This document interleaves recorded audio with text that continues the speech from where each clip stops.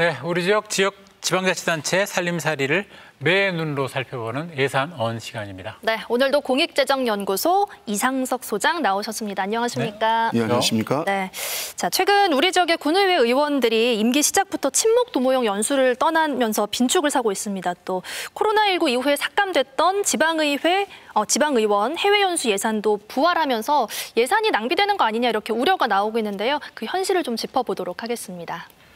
네, 먼저 소장님, 지방의회 의원들이 해외 연수, 나라 밖으로 한 번씩 연수를 가면 돈이 어느 정도나 드는지요? 예, 먼저 좀 말씀을 드리고 싶은 건 연수라고 하는 것이 지금 포괄적 이름이어서 네. 공무국외 활동이거든요. 이게 정확한 공무국외 명칭. 활동이요? 예, 그렇습니다. 이게 지금 광주하고 전남이 약간 차이가 있습니다.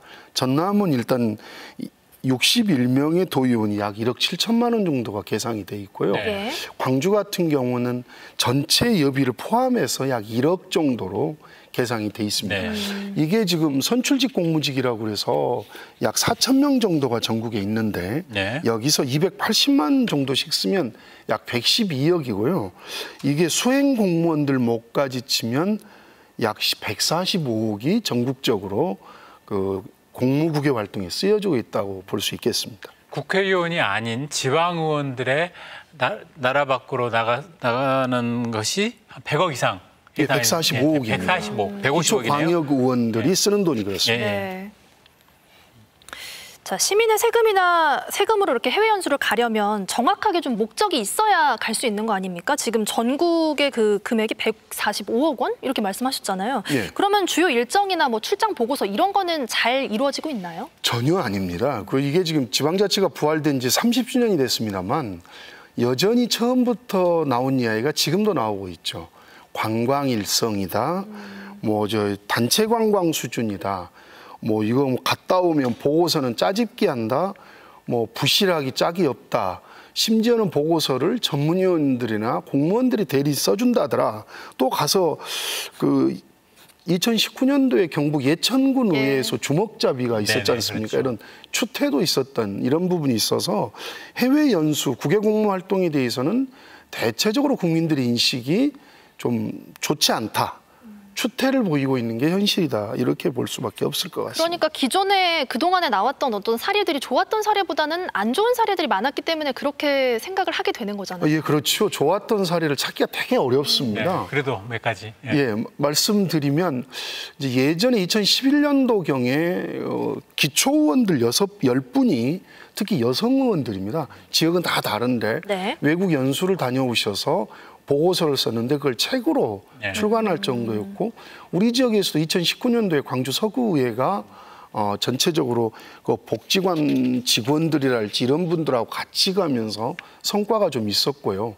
또 대구에서도 기초 구의원들이 전문가들을 초빙해서 동행해서 갔던 그런 것들이 좋은 사례가 있습니다. 이 특징이 있는데요. 두 가지는 자기들 돈을 들여서 전문가하고 같이 갔다라고 하는 게 대단히 좀 좋은 사비를 들여서요? 예, 그렇습니다. 일부 사비를 넣습니다. 네네. 자부담이 있어야 되는 거네요. 예, 그렇습니다. 그리고 또 하나는 이제 보시면 아시겠습니다만 다 기초의원들입니다. 광역 쪽들은 아예 국민들의 시각하고는 좀 동떨어진 행동들 너무 많이 보여서 기초가 좀 좋은 일들이 사례가 있었다. 이렇게 말씀드릴 수 있을 것 같습니다. 오히려 또 그렇네요. 그것은. 예. 말씀하신 것처럼 그렇게 제대로만 운영이 되고 그러면 참 좋은 제도인데 이렇게 구설에 오르는 이유는 아무래도 감시가 좀 부족한 것이죠. 감시가 부족한 것도 있습니다만 규정이 되게 허술합니다. 느슨하고. 네. 그래서 지금 공무국외 활동 심의위원회 기능이 있습니다만 이건 사전에 광주 같으면 운영위원장이 당연직 위원장으로 있습니다. 이런 데서 심사를 하기 때문에 자기평 감싸기다라고 하는 그런 부분이 많고 그래서 기능 자체가 유명무실하고요. 예외 규정도 너무 많습니다. 그리고 잘못된 관행들로서 그대로 통과되는 것도 많고 특히 사후 부분에 있어서 관리 제도가 좀 미흡해가지고 지방의원들이 사실은 지방 공공외교의 일환이다라고 하는 걸 인식을 못 갖는 경우에서 이런 많은 문제점들이 있지 않는가 싶습니다.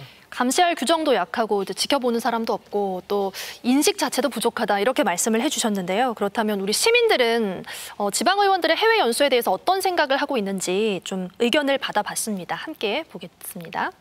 네, 다른 지자체를 교차 방문해서 정책이나 보완점들을 살피는 활동으로 대체하면 어떨까요? 하시면서 활동 후에 여가 시간에 맛집이나 여행지는 좀 다니는 게 낫지 않겠냐 이렇게 말씀을 해주셨어요. 예, 맞습니다.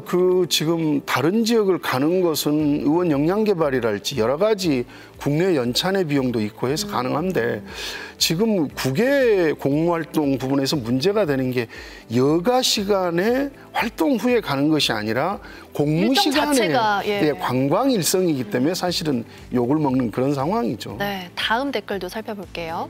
연수 대신에 그 비용으로 필요한 곳을 돌아보면 좋을 것 같습니다. 차라리 그 돈으로 전남대 교수님 초빙해서 강의를 듣고 남은 비용은 기부하는 게 좋을 듯합니다. 라고 하시면서 예, 저 부분은 두 개로 나눠야 할 것 같은데요. 필요한 것을 돌아보는 것은 국내에서도 많이 볼 수 있습니다. 그리고 이제 그 강의를 듣고 하는 부분들은 아무래도 평면적이기 때문에 구체적으로 입체적인 부분을 확인하고 다시 정책에 반영하기 위해서는 국외 연수는 필요하다고 보여지죠. 네. 다음도 좀 볼까요? 네, 해외 연수 대신 지역 대학에서 며칠 동안 교육받으면 정치인들 지식 성장에 도움이 될 것 같다. 비슷한 맥락의 이야기였고요. 다음 또 볼게요. 네, 지역구 관내를 돌아다니면서 지역구에 필요한 것들을 발로 뛰면서 알아보는 게 좋지 않을까요? 또 취약시설을 점검하는 것도 좋을 것 같습니다. 라고 저건 하셨어요. 연수가 아니라 사실은 의원의 일상활동이죠. 그렇죠. 본연의 활동이죠. 네, 그렇습니다. 그만큼 시민분들이 해외 연수에 대해서 별로 좋게 안 생각하시는 것 같아요. 예, 그렇습니다. 그러면 이게 예산이 낭비되지 않으려면 어떤 대안들이 필요할까요? 좀 전에 말씀드린 거에 거꾸로만 하면 될 것 같습니다. 예. 그러니까 가기 전에 되게 느슨한 관리를 받고 있는 거, 그다음에 다녀와서 사후 보고 제도가 취약한 거, 다음에 지금 가장 큰 문제가 일정을 잡을 때 거의 관광회사에 의뢰하거든요. 그래서 시장, 군수, 구청장들 협의해서 자꾸 의정비 인상만 요구할 게 아니라 중앙정부에 이제는 지방의원들의 연수를 전담하고 알선 교섭해주는 전담부서를 만들어달라고 요구하는 것이 오히려 연수를 좀 좋게 하는 부분이 되지 않을까 싶고요. 또 하나는 운영하는 데 있어서 나중에 사후관리 제도로서 잘못됐을 때는 연수 비용을 환수하는 방안들을 좀 강구를 해봐야 될 것 같습니다. 그래야 의원님들이 무서워서라도 연수를 잘 받죠. 지난번에 몇 년 전에 그때 추태를 했던 그 의원들은 아마 연수비는 자진만 납을 했죠. 예, 그래는 다시 출마를 했습니다. 그래요? 네. 강제 환수까지도 사실은 환수를 적용을 해야 한다는 거지 않습니까? 예, 그렇습니다. 자, 그렇다면 이제 한 줄 평을 좀 또 들어볼까 하는데요. 새로 출범한 지방의회 의원들에게 한 줄로 좀 이야기를 해주신다면 어떨까요? 의원님들, 공무국외 활동은 관광이 아니라 국무국외 출장입니다. 이걸 좀 잊지 않으셨으면 좋겠습니다. 네, 관광이 아니고 출장이다라는 말씀을 해주셨습니다. 저희 광주 MBC 유튜브 채널을 통해서 아이디어도 받고 있습니다. 좀 이걸 다뤄줬으면 좋겠다, 예산을 감시하고 싶다 이런 부분들 남겨주시면 참고하도록 하고요. 또 매주 저희가 이제 참여할 수 있는 기회 창도 올리고 있으니까요. 많은 댓글 참여 기다리도록 하겠습니다. 소장님 말씀 오늘 여기까지 듣겠습니다. 고맙습니다. 고맙습니다.